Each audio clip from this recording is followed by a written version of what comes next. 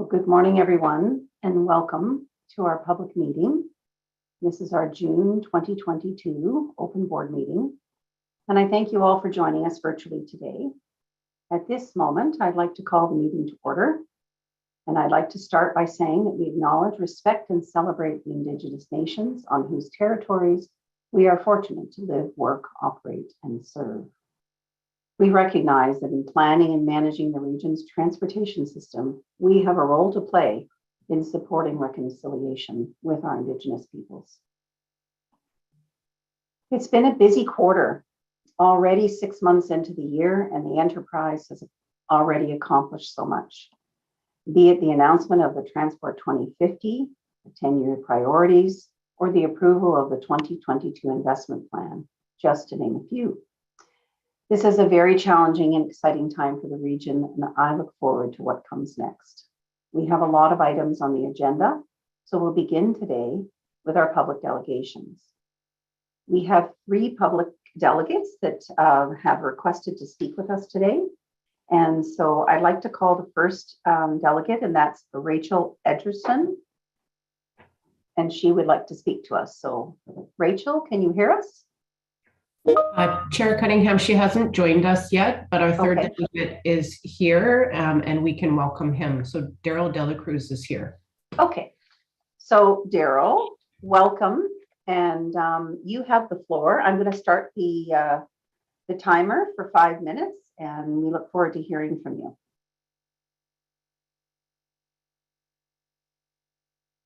Daryl, can you hear us?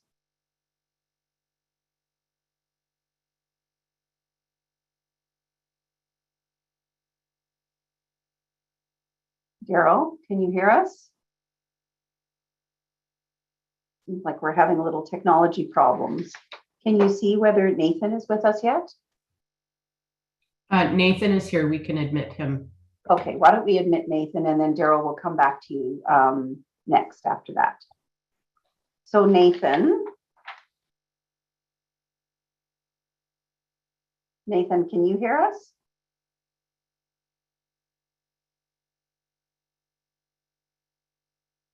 Good morning. Hello.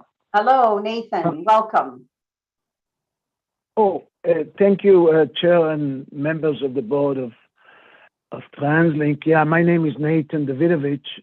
Is there technical difficulties, or do you hear me okay? No, we can hear you fine now. So Nathan, you have 5 minutes, and the timer's been started. Okay. Oh, okay. Thank you very much. Okay. Thank you. Items 3 and 5 are really together. We need the CEO to present to us what he presented at his former city, Baltimore, and generally the way transit statistics is presented by the Federal Transit Administration in the US. In Canada, it's not mandatory to provide as much detail as in the US. CUTA actually charges money for their information, while APTA does not charge any money. TransLink should copy from the Toronto Transit Commission. They have a monthly CEO report plus many other items. And Coast Mountain Bus Company has to provide proper statistics on itself, plus the other companies that the West Vancouver Transit and First Transit, which they don't give you in their report. On item 13, the TransLink governance of its board and committees should be the same or very similar to Metro Vancouver, the father of TransLink. We should not have 90% of the meetings closed to the public. Metro Vancouver and its member municipalities have all their meetings open except for very few legal items. TransLink should be the same. Please refer this report to the Mayor's Council and MVRD for comments before you approve it. The BC government will make changes to its transportation companies in 2023-24. They have started with BC Ferries, and they've changed 6 of the 11 directors this week. They appointed your longtime CFO, Kathy McLeod, to the board of BC Ferries. Item 14.1, the present BC government has decided to stop P3, private-public partnership, unless it's absolutely necessary. TransLink should follow the provincial government.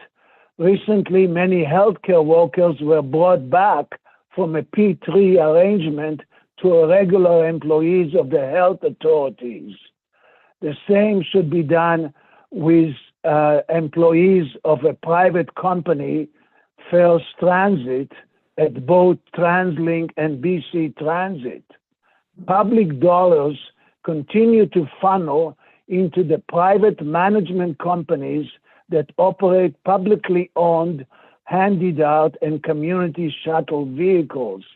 That should be stopped. We need to return to the pre-COVID level of service. Your own 2021 annual report is reporting 7.5% less service for conventional transit and 52% less service for custom transit, which is handed out. The Financial Post ranking for the top 500 companies in Canada ranks TransLink as number 494. In 2022, and that was in 2021, 2022, TransLink might not even make it to the top 500 companies. Their losses in 2021 of TransLink was $198.5 million, according to the Financial Post June edition. So thank you very much for listening to me, and I hope the CEO will bring you more reports. Thank you. Thank you very much, Nathan. Appreciate your points of view. I think that Daryl now is with us, so maybe we can invite Daryl to join us. Daryl De La Cruz, are you there? Daryl, are you able to join us?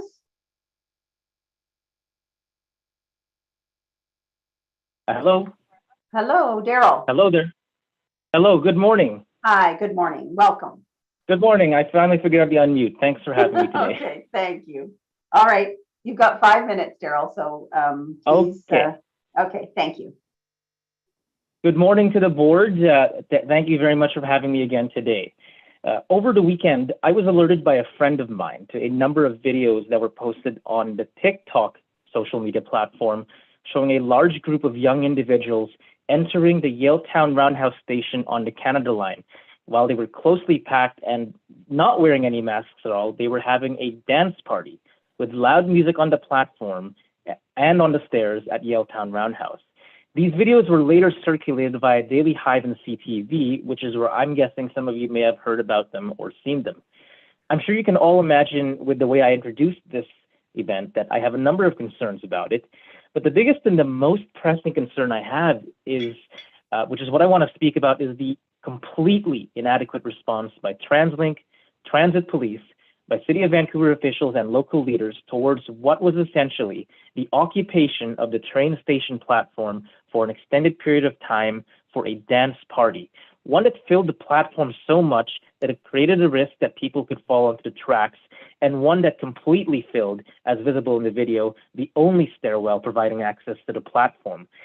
This is an event that I believe created clear safety implications for public transit riders, and it could set a precedence for similar events happening regularly in our transit system. Now, I don't know exactly what went on. I've seen 2 videos of the events, and my information on what happened is very limited to those 2 videos. I think that you guys have the CCTV footage. You guys know how long they were on the platform, exactly what went on, and how many trains it took to clear out the crowd. But these specifics won't matter to the thousands of people that have already seen the video footage, and they might have come out thinking that it's actually completely okay to do this, which it is definitely not. Just so everybody knows, I went back to the 2 videos on TikTok in just the last hour. The first video has now amassed over 278,000 views, and 38,500 likes. The second and more popular video posted by the 604 Functions account has now amassed 319,000 views and 20,000 likes. With these significant view counts and the endorsements from video watchers, a stern response is absolutely warranted. And yet that is not what I felt was made when I read Transit Police's response on Daily Hive and CTV News, which was that, and I quote, "We did not receive any reports of unsafe or criminal behavior." It is completely egregious that we have actually excused what happened. And to say that I'm disappointed by the response is an understatement. Let me make it clear that we are now looking at hundreds of thousands of young people who might be interested in repeating something similar, a dance party on a train station platform, not just in Vancouver, but potentially in other cities in Canada, the US, and maybe even Europe. Public transit platforms are not private spaces. They are places where people who are looking to go home or to their next destination wait for the next vehicle that takes them there. We are trying to get home and we are trying to stay safe. We should not be trying to navigate through a large and rowdy crowd who have decided to stay on the platform to party just so we can get to the doors of the train before they closed. Not only did that crowd of people cause delays for many people who wanted to get home, but it posed a safety risk in many other ways. I want to add that we're still in a pandemic with over 50 people in BC dying per week of COVID-19 and hospitals stretched to capacity in many regions of the province. Large crowds of people who are not wearing masks presents a greater risk of COVID transmission to other transit riders who may end up passing on the sickness to someone who is at risk of a severe outcome. I sincerely hope that everyone who's listening here will issue a stern response in the coming days to remind people of the obligation they have to respect other riders and follow TransLink safety and etiquette guidelines whenever they're within the fare gates, on board a bus or C-bus, or in any place they share with other transit riders. I think it goes without saying that everyone in the room has an obligation to keep the riders on our system safe. Mayor Stewart, if you're here and you're listening, please have a chat with the VPD. Chief Jones, if you're listening, I hope Transit Police will also have a discussion with the VPD and that both organizations will work to prevent this from happening again. I really don't mind if people want to have a party in their private dance room or maybe at the rec room in Brentwood Mall, because it's been a tough 2 years and I know everybody wants to have fun in however way they want.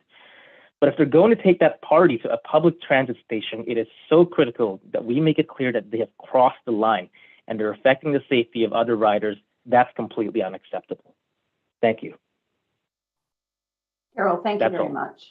And I appreciate you coming and joining us today.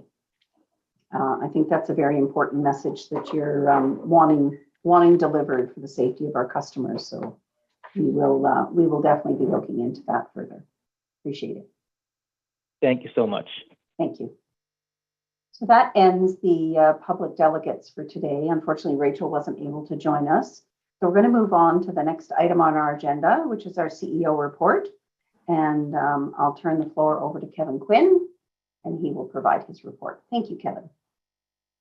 Okay, thank you, Chair. And good morning, everyone. Thanks so much for having me here today.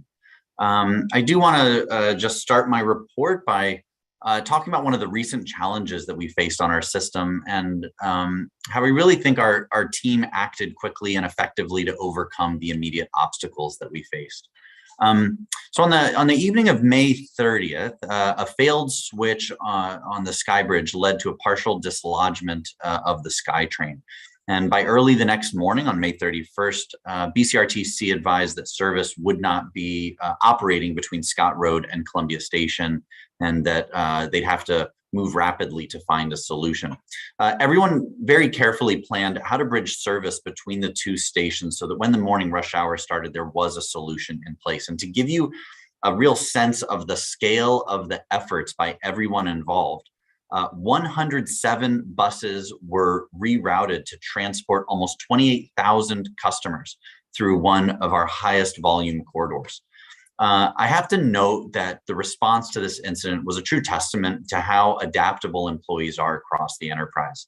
And although the situation was certainly unfortunate, I think the solution was effective. Employees stepped up to serve customers and commuters who were understanding, patient, and kind to each other, and to employees helping around the system. There were around 340 employees across BCRTC, CNBC, Transit Police, and TransLink who all stepped in to manage and mitigate the issue while continuing to keep our customers top of mind.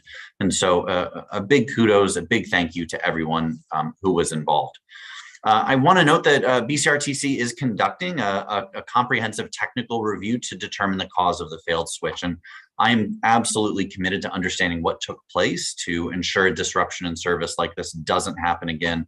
And I will update the board as more information becomes available. Next slide, please.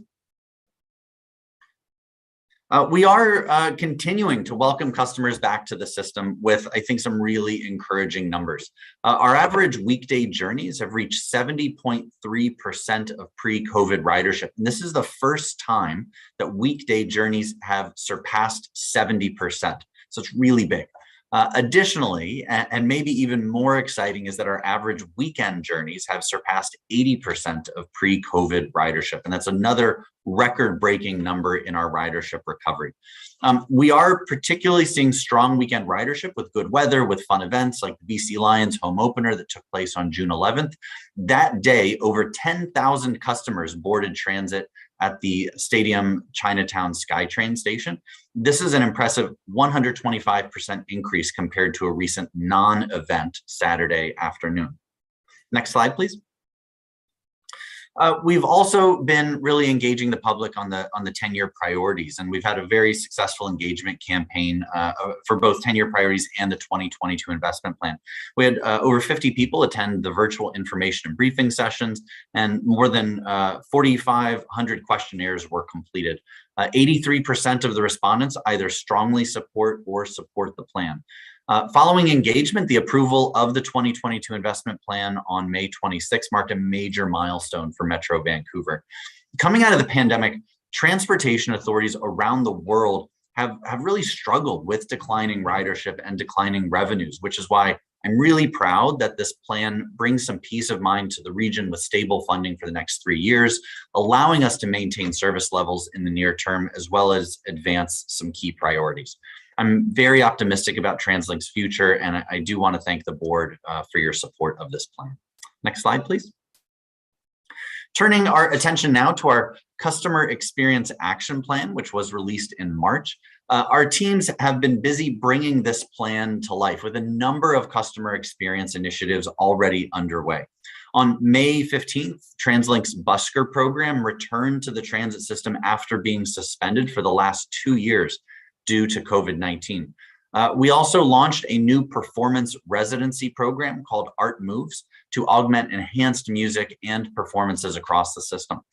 Between May to October, customers are being invited to enjoy 54 free performances, which they can find performance schedules for on the TransLink website. Also, beginning this summer, trained volunteers will be stationed outside fare paid zones at transit hubs in their own communities. And this will enable volunteers to act as neighborhood experts and help customers navigate the area, all as part of our new community volunteer program. TransLink volunteers will answer customer questions and help direct riders during busy community events. And I want to also note that within a week of launching the call out and launching this program, we received over 170 submissions. Next slide, please. Just a couple notes on advancing work on our capital projects. Brentwood, work on the Brentwood Town Center Station upgrade project began this quarter, with the contractor mobilizing to the area and beginning some site preparation work. To enable the construction on the south side of the station, the south entrance was closed to the public on Monday, and that'll remain closed for approximately 1 year. With that, several bus stops were also relocated a block away from the station. So we've provided notice to customers, to stakeholders, and neighbors in advance of the south side impacts taking effect. And we did that through an information bulletin to media, social media posts, digital, physical signage on site, and some bus stop relocation signs. For the Capstan station, construction of the new Capstan station in Richmond continues to progress as well. From late April to early June, concrete scanning and cutting of the guideway was necessary to really help prepare the installation of the station structure. So for the safety of the public and workers, given the work took place on or extremely close to the guideway, we put in place a temporary service reduction over several evenings and on the weekends. That work completed successfully and ahead of schedule with minimal customer comments or complaints. Next slide, please. With that, that concludes my update, and thank you so much for your time, and I'm happy to take any questions that you may have. Great. Thank you, Kevin. Any questions for Kevin in regards to his report? I don't see anybody's hand up, so I think Kevin, everybody's feeling pretty. Oh, Marcella's got her hand up. Thank you, Marcella. I didn't see it there. Thank you, Chair. Just a small thing, Kevin, thanks for your report. I've received a lot of questions about an announcement we made earlier about the bike buses on the way to Tsawwassen Ferry. Can you remind us when that starts and how many bikes will be able to be moved on those buses? Sure. So we will be having a bike bus announcement tomorrow, and I don't want to get too far ahead of that announcement with more fun details to come, but we are absolutely super excited for a big announcement to be made tomorrow. So I appreciate you raising it. I don't want to let the cat out of the bag too much, but more to come on that. That's fantastic. Thanks, Kevin. Yeah. Thanks. I don't see any other hands up, so I think we're going to move over now to the BCRTC, BC Rapid Transit, and Mike Richard is going to provide a report. So Mike, the floor is yours. Thank you. Good morning. Next slide, please. Here are the topics I'll be updating the board on for Q1 performance of BCRTC. Safety, on-time performance. I'll provide a maintenance update, an update on capital major projects, the American Public Transportation Association APTA Gold Safety Award that we received, and our second Triple Crown Challenge that we completed early in June. Next slide, please. Looking at safety for the quarter, our passenger injury rate was better this quarter than our target. We came in at 0.89 versus our target of 1.0, and in large part, this is related to some key safety initiatives that we had implemented. One was our winter readiness communications program. So we went out and we got ahead of the weather, or as the weather was forecast, we provided advisory notices and information to people to prepare for the conditions and to take their time. We delivered to our frontline STAs, station attendants, a question, persuade, and refer suicide prevention training program. This was aimed to give the frontline staff some additional tools when they see people or encounter people that are either exploiting suicidal ideations. Very helpful and very well received by our staff. We also implemented an employee-driven initiative adopting a new radio code that is broadcast if we do come across somebody that is having some mental health issues and concerns for their safety. By using a single code, people can prepare and respond and react without being called, without a whole lot of detail. So it's very helpful. We've used it 5 times in Q1, and we've used it 10 times already in Q2. So it's been very, very well received. And lastly, our passenger injury task force continues to meet and review issues each quarter, looking at incident rates, locations, causes, and potential remedies. And clearly, the number one concern that we have are trips and falls, largely on stairs and escalators, and we continually try to come up with ways to educate or help encourage our people to be safe. Next slide, please. For the quarter, our on-time performance was 95.9%, which is below our target of 96.5%. We had some key issues in the month or in the quarter, including the winter weather earlier in the year, We had some onboard computer issues. We had some track switch mechanical failures. We had some train door issues, several medical issues, and some trespassing events. In total, we had 17 delay events between 16 and 30 minutes, and 19 delay events greater than 30 minutes in the quarter, both of which were above our targets. 15 to 30 minutes, we target 16 events, and over 30 minutes, we target 13. Internal investigations are conducted on all delay events greater than 16 minutes with a view to what did we do well, what didn't we do well, how can we improve in the future? And they're all documented and recommendations are tracked. Next slide, please. For maintenance, our contracted heavy industrial low-rem rail grinder is on the system now. It began grinding on the Expo Millennium Line as part of our annual grinding program. The initial focus was to focus on the hot spots and then move to other areas throughout the system, including grinding on the Evergreen extension stations and track for the first time. Similar to last year, we're doing this in the spring ahead of the warmer summer months where people want to be outside on their decks and leave their doors and windows open when noise concerns tend to increase. So we're trying to get ahead of that. In total, we're targeting 120 kilometers of rail grinding in 2022 compared to 80 that we completed in 2021. We are also expecting the delivery of a smaller rail grinder later this year, which will replace an end-of-life grinder that we currently have. And that unit will be used almost exclusively to address hotspots that are identified through inspections or customer and neighbor complaints. Some other highlights from maintenance in Q1, our elevator escalator availability was 94.51, which is better than our target of 93. We began replacing 5 escalator units at Scott Road, Surrey Central, West Coast Express, Waterfront, and Stadium.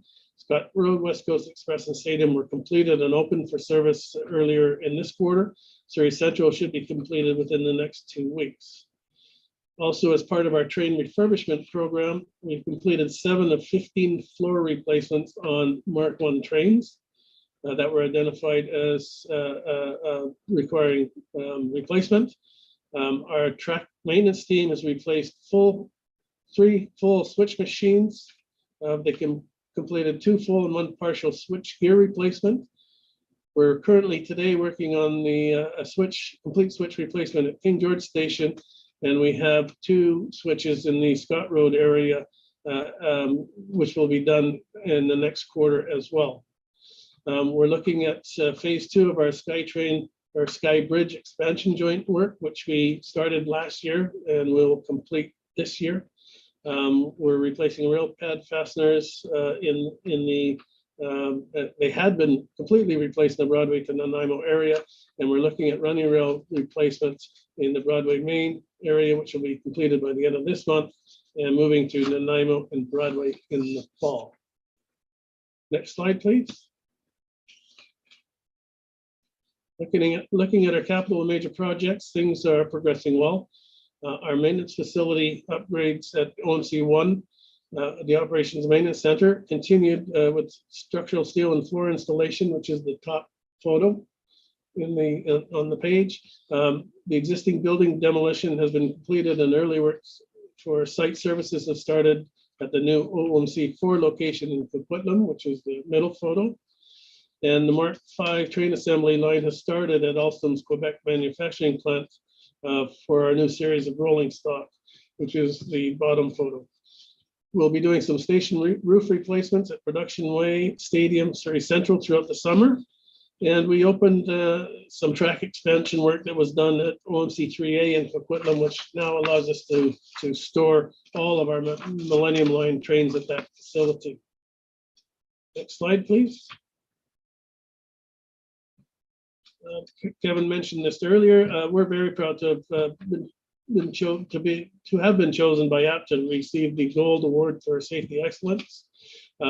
This was related to our Zero Harm campaign, which has proved very successful. We started about 3 years ago And it's been a journey, and our staff are buying into the principles of zero harm, and to be recognized by our peers is an amazing testament to the continued commitment of our staff and making zero injuries possible. Next slide, please. And finally, we just completed our second performance week, June 6th to 10th, or as we call it, the Triple Crown Challenge. Our goal through the week was to achieve a day of 100% service delivery, 100% on-time performance, and 100% zero injuries. It's become an annual event. Happy to report that this year, both West Coast and Express and SkyTrain had a perfect week with no injuries. West Coast Express also achieved 4 perfect days for service, and SkyTrain had 2 days where we nearly achieved perfect scores of over 99% of service delivery and OTP, on-time performance. The primary focus this year was reconnecting after 2 years of COVID, and in addition to our focus on performance, we wanted to give staff opportunities to connect with colleagues for events, seminars, tours, and other fun activities. All in all, it was quite successful and something that we will build on in years to come. And that concludes my report. Mike, thank you very much. That, in addition to your lengthy, 8 pages of detailed reporting that you've provided to the board, is very helpful in us understanding what's going on with the rail business. So appreciate that. I don't see, I have a question from Karen. So Karen, thank you. The floor is yours. Thank you, Madam Chair. And thank you, Mike, for your great report. First of all, I would like to say congratulations on the APTA award and on the Triple Crown. That's great. And I'm really pleased to see the progress that's been made in keeping employees safe. Is fabulous. My question is around noise mitigation. And I wondered if you could give us a little bit of a sense of, in terms of the noise mitigation activities this quarter, how much of the program is ongoing versus kind of we're getting some things done initially and kind of getting them done? Is most of it going to be ongoing, or is it, or does some of it end once it's been done and maybe doesn't get done for, a few years? So there are several things that we're doing. The rail grinding obviously is an ongoing process that will continue annually. Right now, with the contracted heavy duty rail grinder, we only have access to that when it's available, which isn't obviously year round. So we try to take full advantage of it when we can. It is able to do a significant amount of grinding in a short period of time. But we want to supplement that with that smaller grinder that I mentioned that we're waiting delivery on later this year to replace the unit that we have right now that it has reached end of life. So that will be an ongoing thing, and that will be used again to address hotspots identified through inspections or areas that are identified through customer complaints. We're also looking at some other initiatives, some noise dampers in certain areas. We're testing different methods of noise dampening opportunities, if you will, lubrication, rail lubrication, things like that. So we're trying various things. If we find one that will work and we can sustain, then obviously we'll keep that going. But at the moment, we're still in a bit of a trial phase of trying something, see if it works, doesn't have the positive effect. And if it does, we'll continue. If it doesn't, we try something else. So it is an ongoing challenge. We've got issues with just the rail is wearing. And as it gets old, it gets pitted. And it's a difficult challenge. And it's something that we've worked on, well, for as long as I've been here. And we will continue to do so. That's great. Thank you very much. And thank you to you and your team for all the hard work behind the scenes. We appreciate it. Thank you. Thanks, Mike. And thanks, Karen, for that question. I don't see any other questions on this one, so I think I can thank you, Mike, and we're going to invite Mike McDaniel now to the floor to do his presentation on the Coast Mountain Bus Company. Great. Well, thank you, Lorraine. Good morning, everyone. It's still morning. We'll go to the next slide. So just bringing up the agenda you have on your screen there, I'm going to talk a couple things on safety, of course, Handy Dart, a low carbon fleet update, and then end with a couple things on our team. Next slide, please.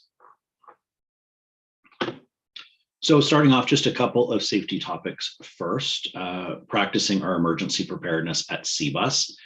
This is our emergency management team working with our CBUS team in March, completing a number of exercises designed to test and practice security procedures such as incident command post, life raft deployment, and person overboard.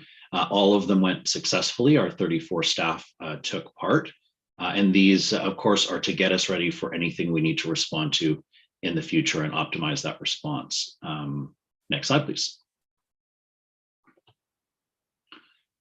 So we obviously things are going to finally heat up here in the summer. It's finally arrived, I think, or it's about to. So given the incidents last year of the heat dome and extreme heat issues, we've updated our heat exposure control plan to better support all of our teams, and especially our frontline workers like transit operators. So there's a variety of triggers, but as you see on your screen there, the big one is air temperature and relative humidity, which is referred to as the humidex value. And based on those triggers, we do a variety of things. This would include things like our transit supervisors providing our operators with cool water. We've talked about this next one quite a bit, adding air-conditioned buses onto the system. This would be an example like our new rapid buses being on non-rapid bus routes to maximize the number of buses that are out there. Just for some context, right now we have 840 of our fleet that are air-conditioned. It's just over 50% of our fleet. Over the next about 5 or 6 years, that will go to 100%. And just to note, our 359 Handy Dart shuttles all have air conditioning in them. We obviously will include encouraging our operators. You see the picture in the top corner here. This is a neck cooling wrap. These are available to our operators through the ordering system that they have for their uniforms. But communication is key. And actually just being in Burnaby Transit Center just earlier this week, we saw our safety teams handing out some information to our operators on how to stay hydrated and beat the heat as it's coming to us very soon. Next slide, please. So just moving on to our Handy Dart fleet. As you see in the report, February, Handy Dart has delivered 65% of budgeted trips, using about 80% of our budgeted service hours. Again, this is just to add a bit of distancing where possible. But just for clarity, we are delivering 100% of the trips that are required, that are being called on for us to deliver. It just happens to be about 65% of what we had planned to do. In February, taxi trips were about 10%. This is down about 4% from December of 2021 as we get a little bit more normal in the system. 10% is a little bit normal of a number. And then between January and March, on-time performance reached 94%, a favorable increase of about 3% from December of 2021. And that's one of our higher on-time performances for Handy Dart. So kudos to that team there. Just noting also effective April 25th, as things continue to get a little bit busier, we've added Saturdays back into the Access Transit Customer Care call center. So now it is 8 a.m. to 4 p.m. Monday to Saturday, which is our regular hours. And then just a brief update here on technology. TransLink and CNBC work with First Transit to upgrade the Trapeze Pass Transportation Management Platform. This is essentially the system that tells the operators exactly where they need to go and when, and it's gone from version 14 to 18. The whole job here is to ensure that the platform has a lot of stability to it, and that went well in March to do that upgrade. Next slide, please.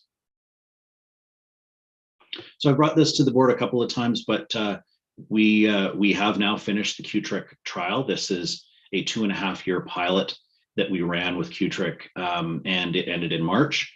As a reminder, it was to test a number of things: the interoperability of 2 different bus types, Nova and New Flyer, and 2 different charging platforms, ABB and Siemens.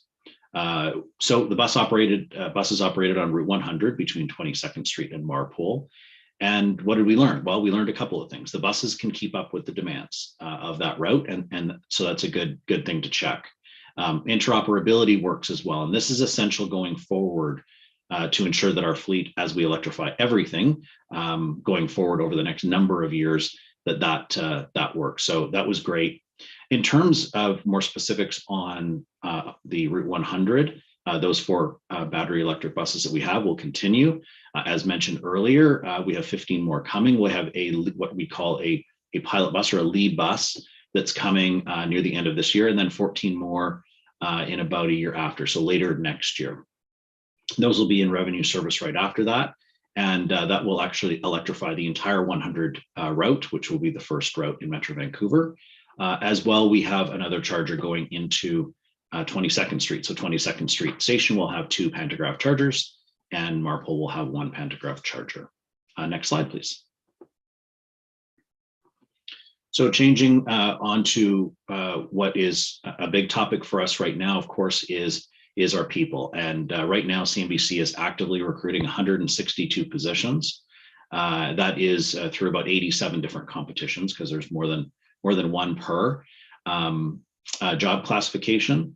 But just to note, this does not include transit operators. Transit operators, as I've reported before, is about 450 for 2022. And of course, we're well on our way, being halfway through the year, to that recruitment. So that's going quite well. But as you look at the comparison between 2022 and 2021, we're about double the amount of recruits, despite the fact that we've been hiring even at a increased rate. So it's going to be important that we fill those vacancies and make sure we're resourced completely. And next slide, please. So this is something that I wanted to bring to the board's attention. Our executive management team, as well as our entire management team running the bus company, is out on the system a lot. But on Tuesdays, we gather together as an executive team, and very early in the morning, we head out to a variety of locations, such as transit hubs, construction projects, crew rooms, depots, garages, etc. Just areas that we work in. These half-day sessions are called Transit Tuesdays, and up to May 31st, we held 8 of these.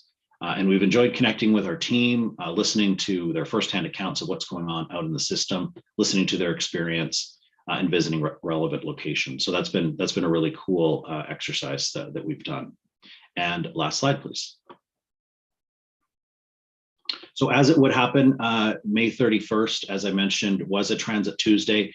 And this is what Kevin mentioned off the top. Transit Tuesday became the Bus Bridge Transit Tuesday on May 31st. And we did raise a bus bridge for the morning and afternoon.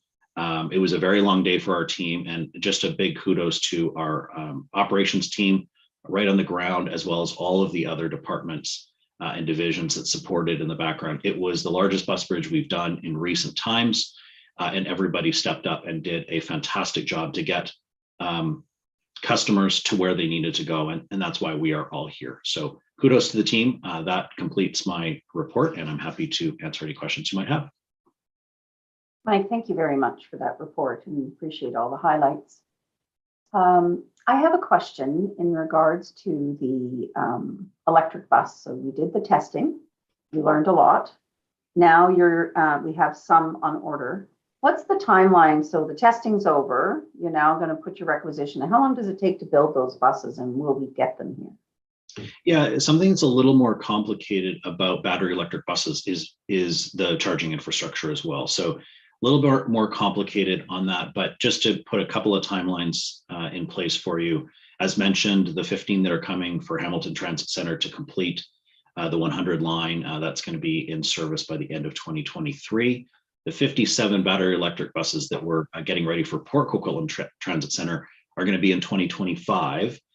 That requires us to put about 9 other pantograph chargers all through areas that Port Coquitlam Transit Center services. So all the way from Haney Place, all the way out to Lougheed Town Center. So that is all in the works right now. When we hit 2025 as well, Marpole Transit Center will be complete. And that is the big step forward. That is the big step into a purpose-built battery electric facility that will house close to 300 40-foot equivalents, which will depend on what the mix is that we put there. So it's coming. A lot of planning to start with, but once we hit 2025, we're going to make a giant leap forward and then continue from there. Great. Thank you, because I heard one of our questions was about how come we weren't there yet. So I was just trying to remind us about how long all this takes to transition. So thank you for that, Mike. So there's a couple more questions. Andrea Reimer has a question. Andrea? Thank you, Chair. Mike, I was curious about the greenhouse gas emissions and the key performance indicators on page 9 of 10 in your report. I'm particularly interested in the fact that we appear to be 36% down below target year to date, and I would love to know what's driving that.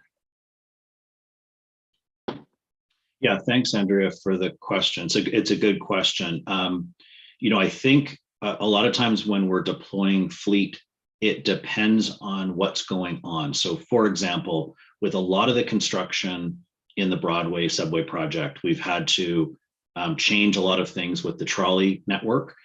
When we do that work, we have to put buses that are not trolley buses on the network. There's just no way around that. Sometimes it's temporary, sometimes it's longer, given the scale of the Broadway subway project, which is pretty extensive. That's probably ticked up a little bit. It's not the only example, but it's a similar example where when we deploy our fleet differently for different reasons, we can also have our emissions go up a little bit. Obviously, as our fleet changes, to Lorraine's question just a minute ago, we won't have that, or we will have that, but we won't have the same effect. So for example, we will be doing another 20 years of trolley buses in Vancouver. We do have diversions on the trolley network at times, but when we are putting an alternate fleet on, that alternate fleet will, of course, in the future be battery electric fleet. So we won't have those ebbs and flows of those emissions. Hopefully that answers your question. It does, although I will emphasize that emissions are actually substantially down. So it sounds like you may have projected higher because of this variable reason, and it's ended up being lower, but it's great to understand what impacts that. Thank you. Thanks, Andrea. Marcella.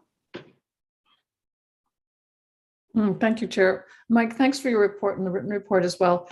And I just want to thank you for clarifying the handy dart, because I wasn't clear in the written report if we actually served 100% of the requested trips. And you've just confirmed that we have done that. So we budgeted more service, which wasn't used. That's correct. We, because it's a different type of system, it's not a fixed route system, it's an on-demand system. So we want to make sure that we were ready for the recovery. We had planned to do really 100% of our pre-pandemic levels. So far, well, as of February anyways, it's at about 65%. It is climbing steadily though, and we are able to accommodate all the requests that are coming in, which is great. Thanks. I have a couple of small questions, if you don't mind. Sure. Thank you. On the infection control initiatives that we've heard a lot about over the last couple of years, I have a question. Are those going to continue? Are these events that you're going to keep putting in place over the long term? You know, for instance, copper. Yeah, it's a good question. It's not an easy answer on all of the items. Things like copper, we're still trialing. We've got the second part of our pilot going right now, which is going to go for about another year. So we'll learn from that and see if that is favorable. Then obviously that gets built into a lot of our infrastructure and fleet at the time of order. In regards to other things for infectious control, the quick answer is very likely we will continue a number of these things like operator barriers, which have different purposes for security of our staff, as well as for things like communicable diseases. So that's what we've been working with the province towards, is obviously going back and forth between COVID protocols and another protocol as well, noted in the report. Thanks. And you just alluded to the plexiglass and vinyl barriers for infectious control, but also safety. So if it's in your report, I've missed it. Have the barricades, whether it's plexiglass or vinyl, helped to reduce operator assaults? Yeah, we think they have. Our assaults are down a little bit, and which is in the report. Obviously, we're very clear about this. One assault is one too many, and we do a variety of things. Saying that our operator barriers is the only thing we do would not be correct. So there's a lot of things that we're doing. Our operators are going through, as I mentioned in the report, a refresher training, and there's a lot of violent incident prevention parts to that. But we are making sure that we are upgrading those barriers as well over the next number of months leading into 2023. Thanks, Mike. Very helpful. Thank you. I don't see any other questions, so I think Mike will thank you for your report and invite Chief Jones to provide his report. Thank you, Madam Chair. So I'm going to present the Transit Police update up until the June 2022. Next slide. Each month or each time we give a report, we like to focus on one of our or more of our specialty teams. And this month, just a little bit on our explosive detective dog teams. As many people do know that the transit police deploy both in a preventative measure and of course in response to different calls for service along the system, such as abandoned packages and that, a team of dogs, canine services, that are trained specifically in detecting, I want to say, explosive type material, firearm material, throughout a variety of environments. In fact, they are specially trained only for this purpose. They're not an aggressive dog. They're not trained to track individuals or people. They are often called upon to assist other agencies in the area. And want to recognize that Sergeant Gordon McGinnis, who has brought this program to us, both delivered it and expanded upon it, is actually called upon by even other agencies, including the New York City Transit Police Section, to visit and often provide direction and oversee some of their training of their canine units as they're deployed. The importance of this is it allows us to keep the system running and open quickly as the dogs can be deployed. There's a make a check of an area very quickly and then be able to maintain services without a long delay for other types of units to respond. Next slide. The transit police, of course, as we've been looking to expand and grow and in terms of our own resources and that, we've taken on 2 years ago, we had an individual, Anita Furlan, who came from the RCMP, who eventually stayed with ourselves and is now the new Deputy Chief Constable. And the success of this secondment type model and having other experienced officers come in at certain levels has allowed us to expand and even our relationships with other agencies. So recently we've had 2 other inspectors join the transit police on secondment. The first is Inspector Suzanne Muir on the left. She's the one in the middle. She's overseeing the community engagement team, targeted mobile enforcement, police dog service, the communication center, and the Indigenous programs, along with looking at the community safety officer program that is being developed and hopefully hitting in early 2023. The individual on the right is Inspector Chris Mullen from the New Westminster Police Department, and he'll be overseeing our professional standards unit, crime suppression team, our general investigation unit, and criminal intel section. Both of these individuals have about 25 years of experience in policing, lots of knowledge within the areas that they'll be looking at here, and they've been warmly welcomed into the organization as part of the senior management team. And they've already hit the ground running. Next slide. One of the other things that we've been very good at during the pandemic, and I recognize now Sergeant Julian Poncion and who's taking over at Constable Miles Teitelbaum, is we actually created a volunteer program. It was serves out of the Waterfront Community Policing Center, where upwards of 60 volunteers were recruited and trained to assist police with various projects, community events, safety presentations, and support of transit police initiatives throughout both on the transit system and in the community. But it's also proven to be valuable in that we have seen now several of the recruits move on to careers within policing, and just wanted to recognize that on the left there with Deputy Chief Cross is Ryan, and on the right is Brett. Both have come from the volunteer program and are now transit police members. And then this year, we've also seen another volunteer move on to the West Vancouver Police and one into the RCMP. This method of both providing time and volunteering has provided invaluable service both from them and the opportunity for them to get to know us and ourselves get to know these individuals. And it makes an easier transition as they move into a policing career. Next slide. One of the things that our goal here, of course, is that the transit police travels through the 22 communities, is making sure that we liaise with the jurisdictional police agencies to ensure that transit safety is maintained around the system, not just on the system, but around it. We see it as important for us to make sure that someone's journey, we call it the before, during, and after your time on transit is as safe as possible. And in 2021, we saw an 84% increase in the number of partnership initiatives that we worked with the jurisdictional agencies. We use this to leverage these to increase safety on the system and around the system and bring up awareness. Part of it has included joint patrols at busy transit hubs. We see our goal here is to make transit hubs a place of safety within the communities that they exist in.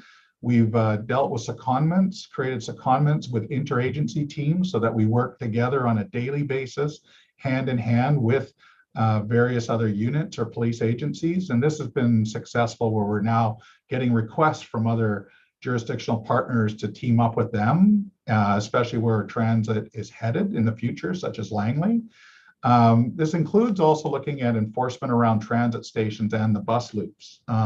Quite often people will associate transit police with the BC Rail or the SkyTrain, but the bus hubs generally deliver about 70% of our passenger loads throughout the day and connect with SkyTrain. So those busy bus loops are also becoming a place that we're taking focus on. And when we talk about initiatives such as Boost and Bus near stations and malls, we work with jurisdictional agencies where people might be using transit to facilitate criminal activity, such as traveling from one area to another to commit certain crimes. And we work then with private security, with the jurisdictional police to arrange projects that will hopefully put an end to or discourage the use of not only the activity from occurring, but the use of transit to facilitate it. And of course, as COVID is ending here, we're seeing a return to large events and crowds moving downtown. Well, it talks about the Whitecaps, you have the BC Lions, we have concerts, we have special events and celebrations occurring. And we're ensuring that we have the right staffing and coverage to make sure that not only where the event is occurring, but as we call it, the upstream, making sure that passengers coming in from the other areas of the Greater Vancouver area see that visible presence and discouragement of what we call nuisance activities. Next slide. One of the things we continue to address and see as a result of COVID, and that is the number of mental health and what we use apprehensions, I would say, interactions that we're dealing with. In 2021, we saw an increase of 24% over the prior year, and 2022 has actually seen us having even a higher load of apprehensions or interactions that are occurring. While it is concerning that we want to not see so many people needing the assistance of ourselves or other service providers in the community, it is, though, been successful in terms of our training of our members to both react to and deal with individuals who might find themselves in a form of crisis at the time. We saw that in Mike McDaniel's presentation and in earlier from BCRTC, the idea of training staff and using codes or that so we don't create alarm on the system for us to become involved and engage with somebody who might need assistance. And we call it's assistance. We recognize that it's not a criminal matter, it's a matter of helping individuals out in terms of it. We do acknowledge that in 82% of the incidents that we become involved with, the individuals are accepted for medical assistance at a local hospital, indicating that our training and assessment and evaluation has been pretty successful as to what our officers are doing out there each and every day. Next slide. I spoke a bit about volunteers and the success of volunteers in the community, getting there for retention and hiring, and the experience we're getting, and the great success in the numbers of volunteers. We will be looking to expand our volunteer base and program into other areas outside of the waterfront community, although they do spread out throughout the system and throughout the communities that we're working in. But one of the things that's important is they help us at these festivals, celebrations, and we're seeing a big increase in the number of support requests that, obviously transit is important to so many individuals throughout the area, and our presence at events where the public is able to interact and learn more about the safety measures that are in place throughout the system. And I say safety measures because it's not just the transit police who provide that level of service. It is everything from the infrastructure, security systems, and other individuals who are there to help or report along the way. The transit police see the community engagement team as part of a vital, important part of what we do, including helping us at the large events where we'll have a large number of individuals using the system. Next slide. As we moved on and then kind of staying with the special event, we did now have a full-time officer, Sergeant Julian Poncion, who deals with operational events. There is a lot of activity that occurs throughout the Lower Mainland, and as we're returning, we look at just July, for example. I could give you that. We start with Canada Day celebrations, and we have to look at how unique it can be, is that there'll be many events occurring throughout the region with a large draw into the city of Vancouver area. However, Vancouver won't be hosting fireworks that night, but other cities such as Coquitlam and Burnaby will be. So the idea that people may be moving from one community to another, both during the day and throughout the day into the evening, means that we have to have a plan in place to make sure that the public is kept safe, that the journey is enjoyable, and that we're prepared for anything that may happen. And when we talk about that, we say what may happen. Some of it includes things just such as it gets later, missing children who become separated from their parents, and that form of kind of risk or high emotional things that can happen, especially when we deal with large crowds. But in July, we'll see Canada Day. On the 2nd of July, there is a concert and sporting events that are occurring.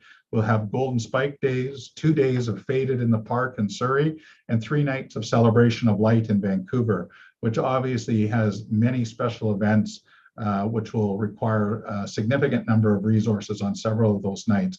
And we're really happy that through Sergeant Poncion, we work with each jurisdictional police agency and city services where these events are occurring to make sure that we complement, or that they complement ourselves in terms of what is needed for the evening.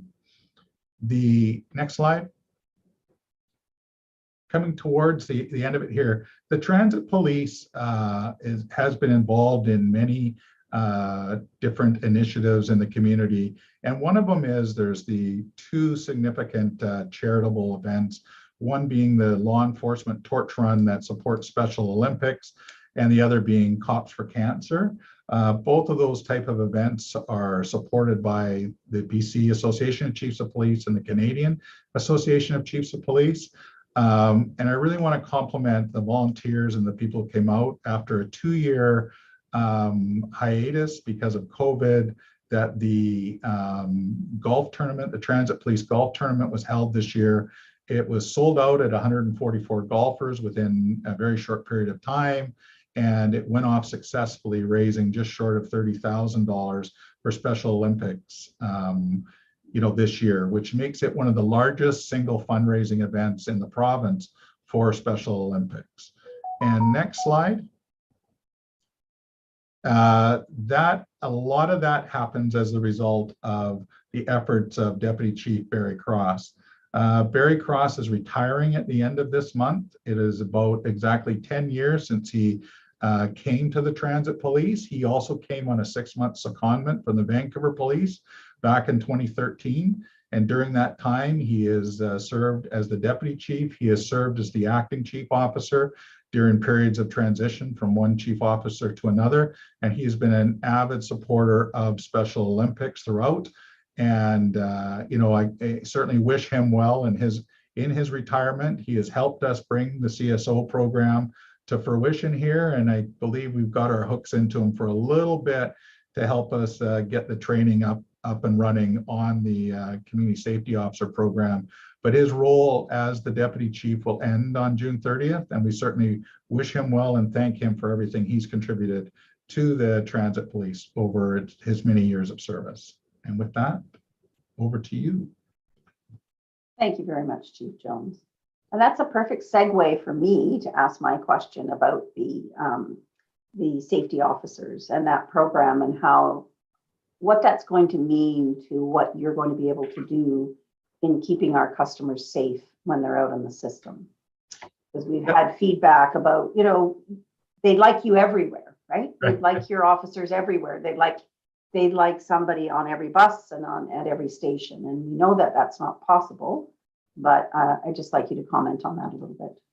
Yeah, so thanks for the question. What it's going to mean is exactly what people would like to see, is this visibility of an individual who doesn't get pulled away because of the nature of policing, which is sometimes having to conduct investigations and move off to write reports on that. So the community safety officers will be complementing the police and the safety and security aspects of it. These are a uniformed, identifiable group of individuals. They have enforcement capability in certain areas. One of them most notably is the conduct and safety regulations associated with transit, the fare enforcement. They'll be designed to assist in community activities and events, but mainly that if they will be able to assist us by being present, increasing our presence and visibility. And when something does happen, notifying a police or police officer who can come and deal with the matter, and they won't have to necessarily leave the system to write reports or process individuals there or address matters. I spoke to you there about the mental health and apprehensions and things that occur. And it's just one of the examples of when we become involved with a person, we see the loss of usually up to 2 officers for a period of hours while we're trying to address and to support the individual, including if we're going to the hospital for wait times.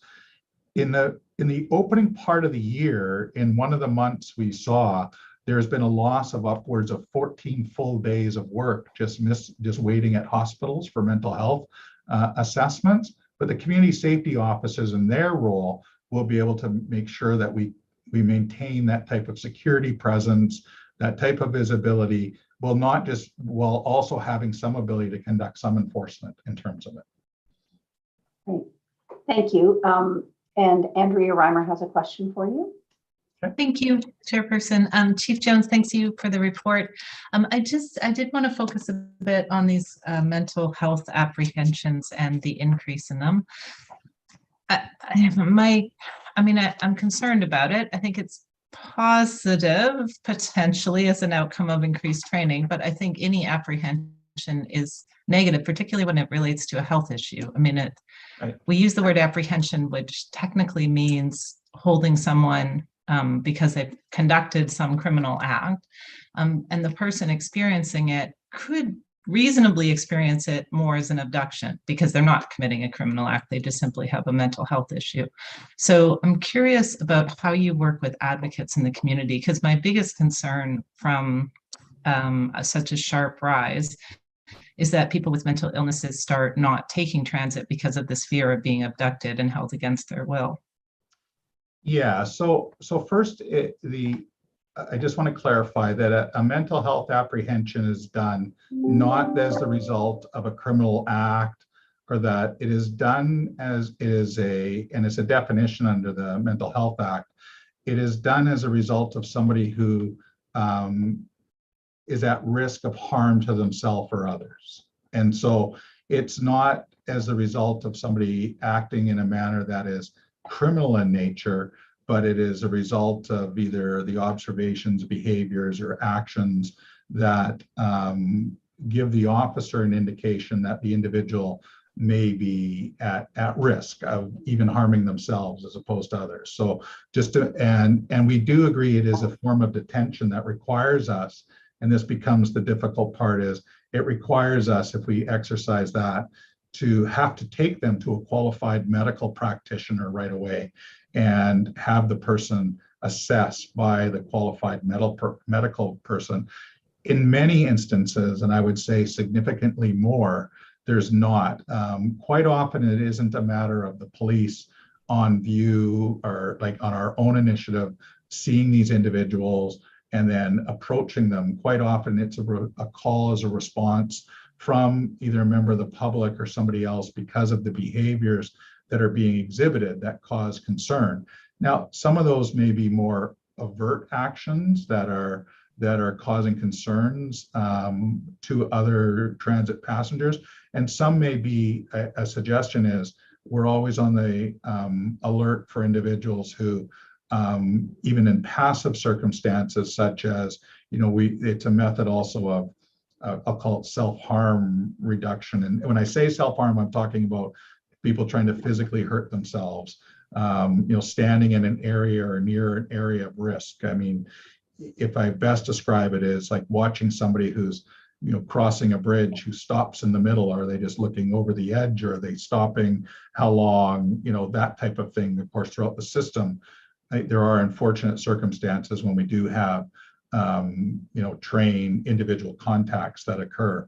And so it is something, and part of our initiatives over the next few years is to work with mental health providers and to find that alternate form of even service or response to this. We've seen it in areas such as Vancouver with the Car 87 and other parts where we're able to partner with a mental health outreach group, or an ACT team, what they call it, that is able to be there so that it doesn't land on the police. In fact, we are strongly advocating for throughout policing that an alternate form of response or provider be found, or a complementary, at least at the very beginning, to allow, take this kind of onus off policing, as we don't see that the police officer is probably your best response to everything. So agree with you wholeheartedly on that.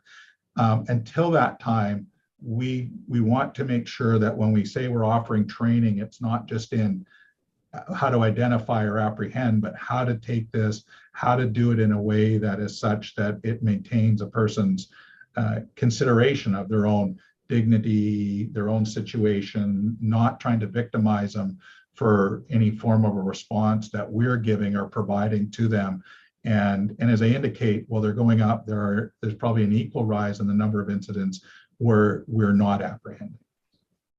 Right. Okay. Thank you for that comprehensive response. Thank you. Thank you, Andrea. Chief Jones, I think that's it for your questions for the day. So appreciate your report and all the information. Thank you. Thank you. Thank you. Okay, board members, we're now going to move into our chair reports. And we're going to start with Sarah Clark, who is the Finance and Audit Committee Chair. So Sarah, the floor is yours for your report. Thank you, Chair Cunningham. We met on June 13th, and each meeting starts out with the TransLink safety update. As you can see from a lot of the presentations today, including Kevin's earlier, there's a high focus on improving safety for both our personnel and our ridership. We're excited to see the initiatives and the impacts that these initiatives are having across the organization. We then spent a fair amount of time on enterprise risk management, covering different aspects of the business, including BCRTC capacity, rail expansion program, and our investment plan. Later on today in the agenda, there's the transit tariff amendment for National Truth and Reconciliation Day, which was covered on our committee. And we also went through the corporate sustainability semi-annual report. The insurance program update was provided. That is an annual update, and a number of the policies are being renewed. And then Tony Pollard, Director of Internal Audit and Continuous Improvement, joined us for his internal audit and continuous improvement reports, where he goes through the different audits that they are doing across the organization, as well as the actions that have come from recent audits. And to finalize, we looked at our first quarter commitments. We looked at our liquidity and borrowing requirements, as well as received a Surrey Langley SkyTrain update, a Petula Bridge condition monitoring report, and a Broadway subway project update. So if we have any questions, I'd be happy to take them. Thanks, Sarah. Any questions? I know many of you were in that committee meeting, so this is probably an opportunity for those that might not have been at that committee. So any questions for Sarah on her report? Okay, seeing none, we will move on to Jonathan, who's going to give a report for Planning and Stakeholder Committee. Yeah, thank you. Thank you, Chair. The Planning and Stakeholder Committee met earlier this month in June. One of the big items of discussion that's already been covered in a number of presentations was with respect to the ridership update and the status of where ridership has come in the region there. No doubt, obviously, we're getting positive reports about life coming back and growth in transit ridership there. There was quite a bit of discussion with the fact that a lot of the changes and impacts and improvement to transit ridership. Some of the things are out of our control and just relating to how people are getting back to work and feeling more comfortable. But TransLink does have an important role to be welcoming customers back, to be providing a safe and comfortable environment and providing excellent transit service to aid and help push the needle on getting the ridership back. I think, as has been mentioned so far, there was discussion about, particularly during the summer period, that it seems to be a lot of the kind of the recreational and events that seems to be driving and coming back quite quickly as those types of activities are starting to really come back in full force in the community. I think longer term, though, I think what still remains the biggest outstanding matter is really what the future of work is going to look like and return to work back to office, because many of the ridership, particularly in the downtown core, is one area where we're not seeing full ridership, and it directly relates to many sectors not coming back to work. So no doubt this will be an ongoing item for the board and TransLink to be continuing to work on. The Planning and Stakeholder Committee also dealt with a few reports related to our partnership and connection with Metro Vancouver. I think we had the really good fortune over the last few years of concurrently developing our long-range plans, both Transport 2050 and Metro 2050, and I actually think doing those processes together really helped brought those two important regional organizations together and solidified some important relationships there. As we're seeing in our report today in our consent agenda, we do have TransLink's approval of Metro 2050, and our body did approve Transport 2050 earlier this year. So this is the compendium land use document there that obviously was developed very much in connection with TransLink there.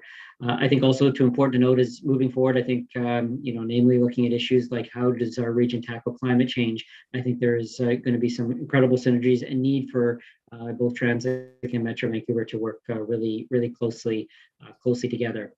And on a procedural note, the committee did talk looking at some changes to the committee name to better reflect its role moving forward, and that'll be something that'll be coming forward later. So that is my report, and if there's any questions, I'm open to take any. Thanks, John. That report, that was great, and I don't see any questions again. Many of us were at the committee, so we have an opportunity to delve into all these issues. And for those who weren't part of that committee, I don't see any questions for you. So we'll move on to the next committee, which is the Human Resources and Governance Committee Chair, Marcella Sell. So Marcella.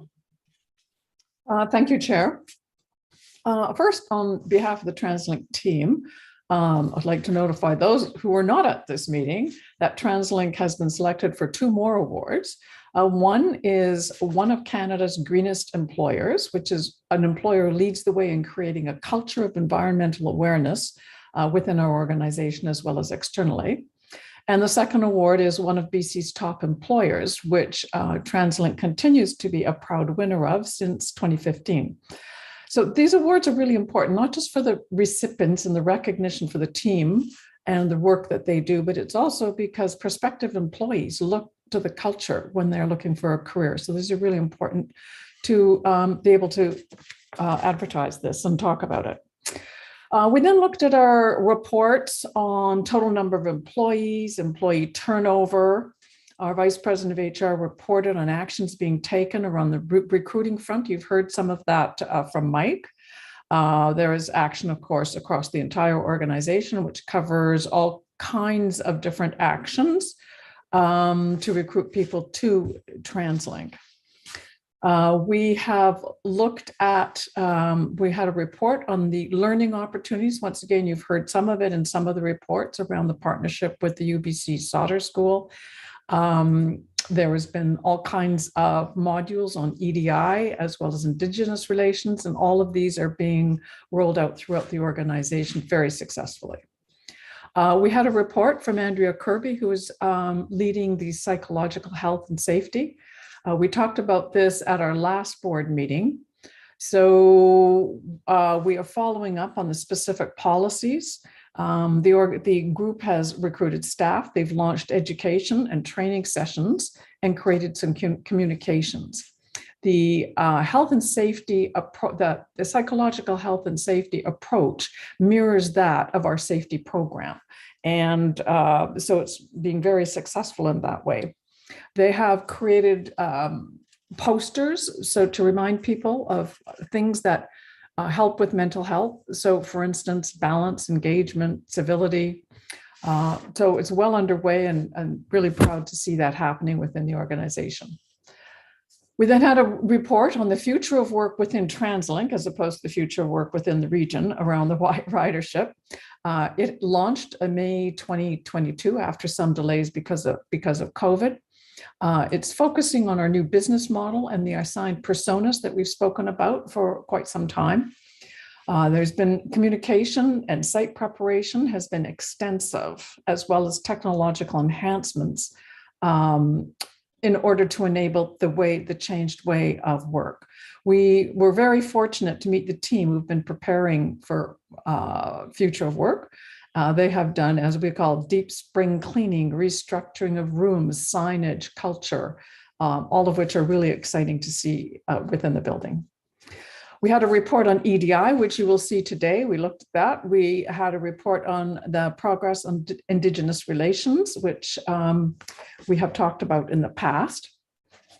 We looked at change of committee names for some of the committees, and we looked at TransLink's privacy breach and compliant reporting, where there have been no material changes. We looked at the board governance manual, which you will see here today. We looked at the IT committee terms of reference, which we will see, and we looked at an appointment to the Econ board. And with that, our meeting concluded. So thank you very much, Chair. Open to any questions. Thank you, Marcella. Any questions for Marcella on her report? I think you covered everything quite nicely, Marcella. So I'm going to invite Karen Horcher, who's our committee chair for our Information Technology Committee. Thank you, Madam Chair. In the interest of time, I'll keep my comments fairly brief today. The committee held its second quarterly meeting earlier in June, which included several regular agenda items. First, as we are a new committee, we finalized the committee terms of reference to be approved by the board, as noted by Marcella in her report just now. The IT committee received an update on the IT security program, and we received an update and had discussion on the Enterprise Resource Planning Program, or ERP, which is one of the major IT initiatives in the organization. Finally, the committee received an update on a selection of other IT programs and technology projects that are currently underway throughout the organization and TransLink. And that, Madam Chair, is my report, and I'm happy to take any questions. Thank you so much, Karen. I see Mr. Ross has a question for you. Thank you, Chair. Thank you for the report, Karen. I know this is fairly recent, but just out of curiosity, I see the federal government have introduced Bill C-26, the Critical Cyber Systems Protection Act. I'm unclear, I don't know if your committee's had a chance to review it yet, but I was just wondering whether, I know it covers transportation under federally regulated. I wonder if it captures any TransLink's operations. I'm thinking particularly West Coast Express, or if you've had a chance to comment on this yet. Yeah, thank you, Andy, for the question. So we did see that. It is on our agenda. We haven't had a chance to dive into it in any depth, but we will be doing that shortly. So yes, thank you for mentioning that. Thank you. Okay, I think that concludes all of our committee reports, and now we're going to go into some business that we have. So this is now item 11, excuse me, item 11 on our agenda, which is the transit tariff amendment for the National Day for Truth and Reconciliation. And I'm going to turn the floor over to Gigi, and she has two other people working with her on this file, and I'll let Gigi introduce as appropriate. Gigi. Great. Thank you, Chair Cunningham. I am, in fact, joined today by Alana Simmons, our Manager of Indigenous Relations, as well as Christine Dacre, our CFO, for this particular agenda item. So just a few brief comments by way of background. In March earlier this year, the TransLink board did approve the Indigenous Relations vision statement and guiding principles for TransLink, which is really a public statement of TransLink's commitment to reconciliation with Indigenous peoples. And it also serves as a guide for our decision making. So management has identified a concrete way for TransLink to support the National Day for Truth and Reconciliation starting in 2022. And this report was reviewed by both the Finance and Audit Committee as well as the Planning and Stakeholder Relations Committee. So with that, I'll just turn it over to Alana to provide some further information about this proposal. Thank you, Gigi. Next slide, please. Within the Truth and Reconciliation Commission Calls to Action report, there was a recommendation to implement a statutory holiday in recognition of the impacts of residential schools that has ongoing direct and intergenerational impacts on Indigenous peoples. After the first 215 unmarked graves were found in May 2021 at Kamloops de Shishwatmuk, the federal government passed a bill for the creation of the National Day of Truth and Reconciliation in June of last year.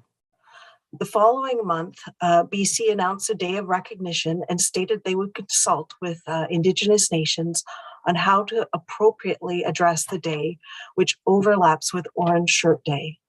No updates have been provided at this time, and this means that there are many non-governmental businesses that may be open on September 30th. As this is a new holiday and not yet adopted by all businesses, TransLink is putting forth this recommendation now to be prepared as we require time to update our system. Next slide, please.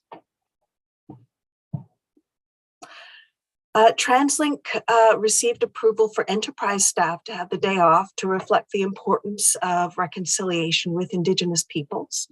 A tariff amendment would confirm our commitment to reconciliation and allow our customers off-peak fares to attend in-person events. TransLink actively promotes educational awareness for National Day of Truth and Reconciliation, and as well as Orange Shirt Day, to honor residential school survivors and their families. Some examples included speaker sessions, the distribution of orange ribbons to frontline staff employees, shared learning resources with employees, and buzzer blogs on the importance of the day. I will now pass it over to Christine. Thank you.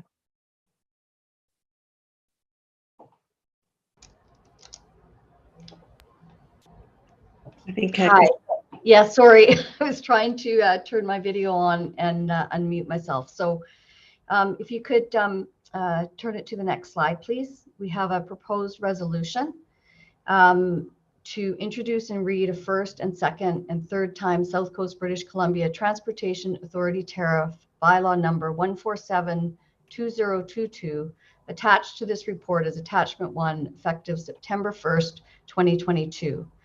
And then reconsiders and finally adopts the South Coast British Columbia Transportation Authority Tariff bylaw number 147-2022. And this will provide for off-peak fares for the National Day for Truth and Reconciliation. So thank you for each of your presentations. Are there any questions in regards to the resolution that we have in front of us? And if not, if there are no questions, maybe I can have a proposer and a seconder. Marcella, you have a question? I did have one question. Thank you. Sure. Thank you very much for your presentation, Gigi, Elena, and Chris. Chris, can you just outline for the board the off-peak fares and how we apply them on other days, or what other days are similar to this? Sure, absolutely.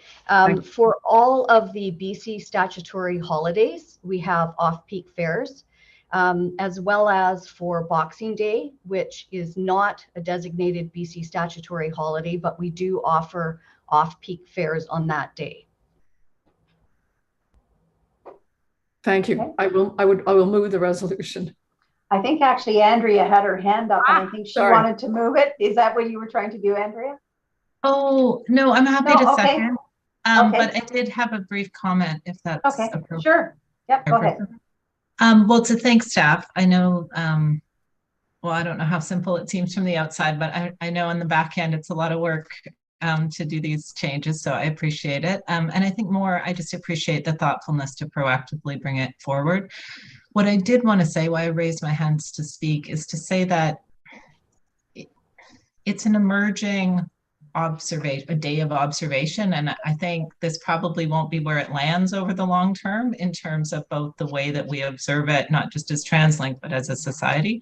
But I think it's such an important thing to be willing to step into these ambiguous spaces and decide how we want to react in this moment, and help set a leadership tone moving forward in terms of pushing that edge. So I wanted to honor that and appreciate it. And I will look forward to the day and hopefully see more public agencies put forward whatever their leading edge looks like as well. Thank you very much, Andrea, and I appreciate those comments very much. So Marcella, you proposed the resolution and Andrea seconded the resolution. So all in favor? Any opposed? All right, hearing none, then this is passed. So we look forward to the organization putting all this in place for September 30th for our customers. Okay, so thank you. The next item on the agenda, I'm going to return back to Gigi again. Item number 12 is on equity, diversity, and inclusion.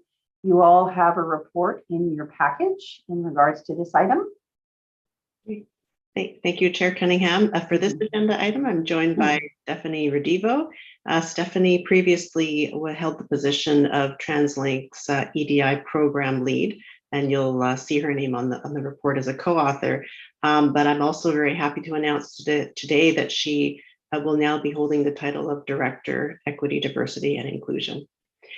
So the policy before you today was developed by Stephanie together with the TransLink Enterprise EDI Task Force. And the policy was recently approved by TransLink's Senior Executive Committee as a management policy. But in light of the board's very strong commitment to EDI, we also wanted to share the policy with the full board for information. And with that, I'll hand it over to Steph, who will speak briefly about sort of the purpose of the policy, the genesis for it, and also the role of the task force in its development. Thank you. Thank you, Gigi, and welcome, Stephanie. Thanks so much. Thank you, Chair, and to the board for the opportunity to share today. Just to provide a bit of context, officially TransLink started their equity, diversity, and inclusion journey almost 2 years ago. And really, we've had a focus on education, leadership commitment, HR processes, and measurement within our workplace.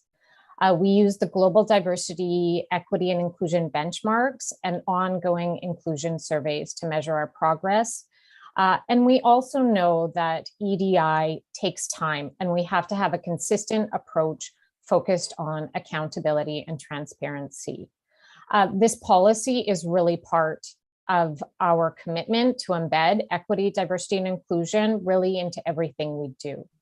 And as Gigi mentioned, this policy was created with input from our amazing EDI task force members, with really employees from across the enterprise who advise, guide, and really push equity, diversity, and inclusion.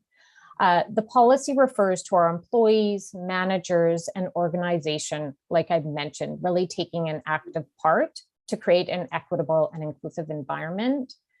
And I just want to say, before I hand it over to any questions, or to you, Lorraine, a really big thank you to our employees who really embrace EDI every day.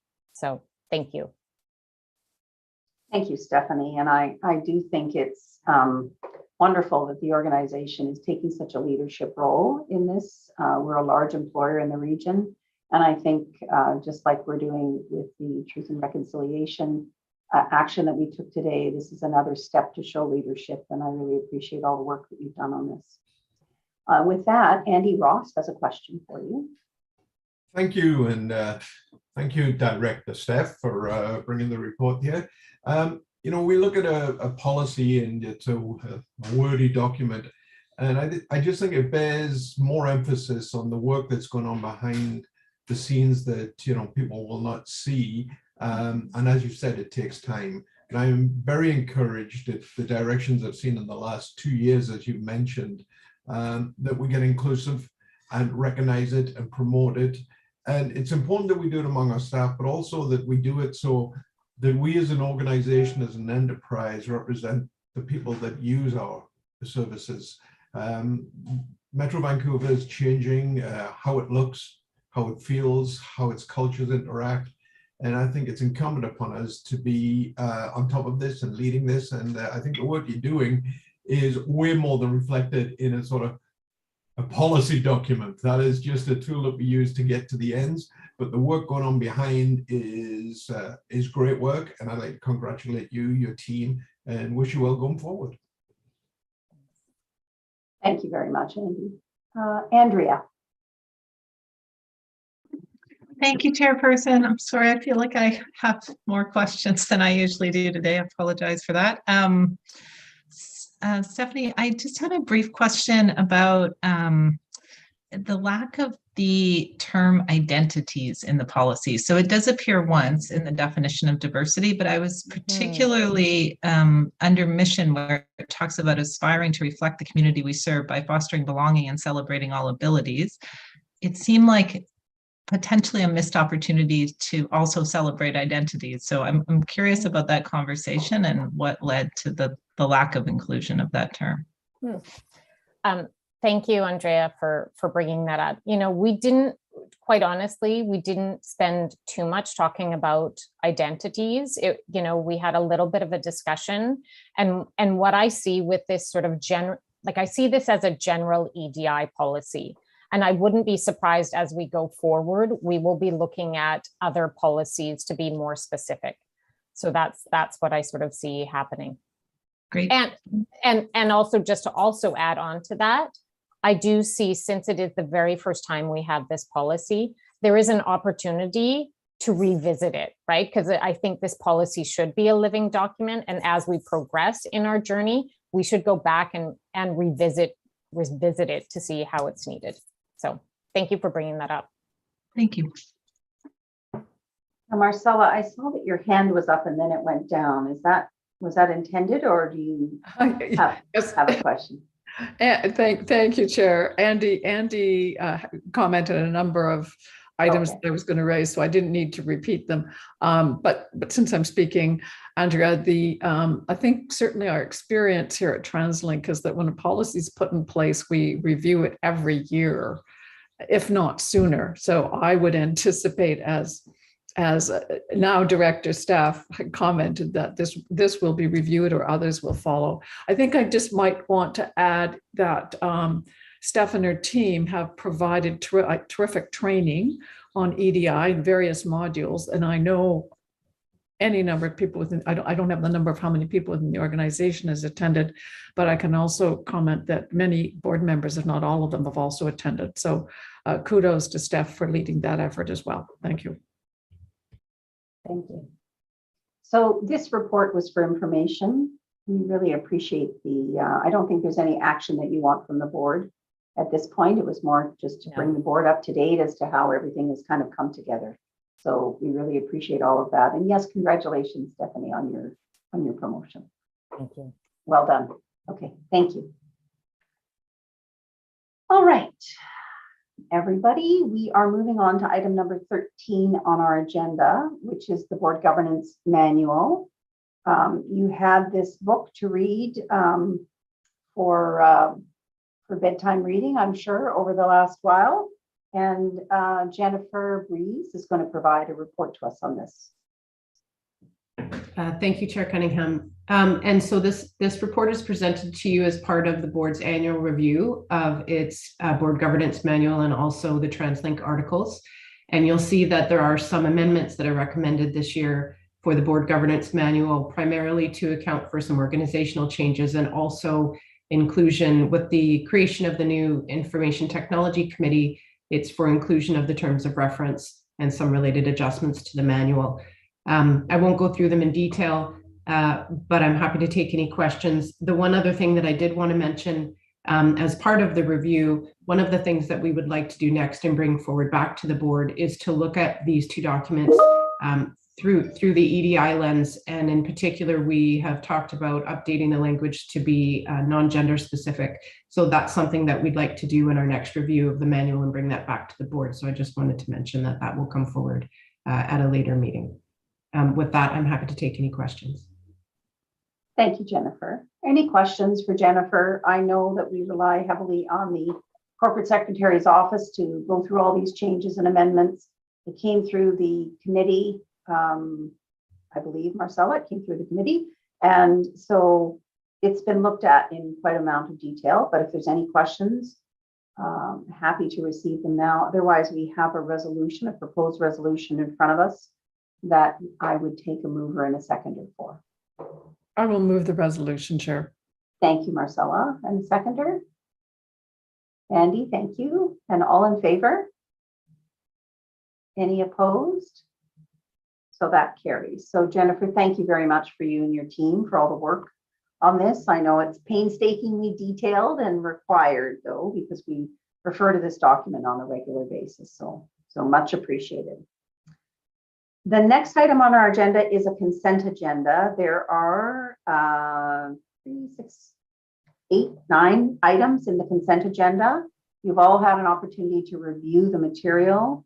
And so there are some approvals in here, and I would take a motion to approve the consent agenda as presented. So moved. Thank you, Andy. And a seconder?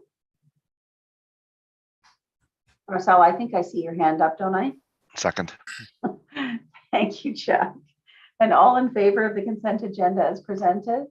Aye. Any opposed? That's carried. Thank you. All right, well, that marks the end of our items on our agenda. So we are going to adjourn our meeting. I have a motion for adjournment. Thank you, Andy, and Jack will be a seconder. Thank you all very much. So we'll adjourn the meeting and we will take a 5-minute break and then reconvene. All right.